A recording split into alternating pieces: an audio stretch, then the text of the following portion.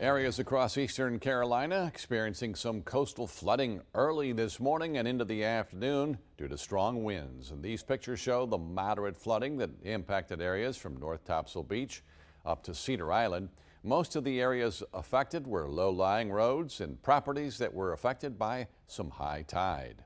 Well, tonight, cleanups underway in Carteret County where those strong storms and winds and heavy downpours knocked out power to more than 300 residents. It also flooded several streets in Morehead City and Beaufort. News Channel 12's Star Connor brings us the latest on the cleanup efforts. Monday morning, you could see trash bags floating down Evans Street in Morehead City. Strong winds and rain caused several areas to flood. Bill O'Neill says he didn't expect to see this when he woke up.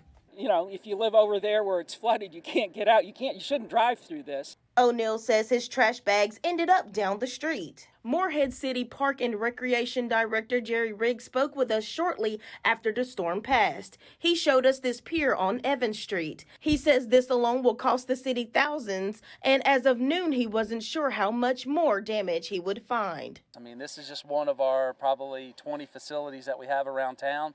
And this is kind of the one that we've started at because we're waiting for the water to drop so we can assess the other facilities. Seeing this, we did not expect this from this. Morehead City Fire and EMS Chief Jamie Falk says he too was surprised at the strength of the storm. Even during hurricanes, a lot of times the water don't get this high, but this has been like a hurricane for the last few hours.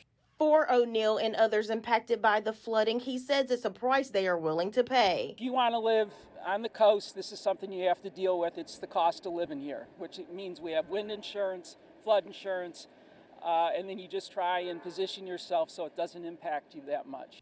In Carteret County, Star Connor for News Channel 12.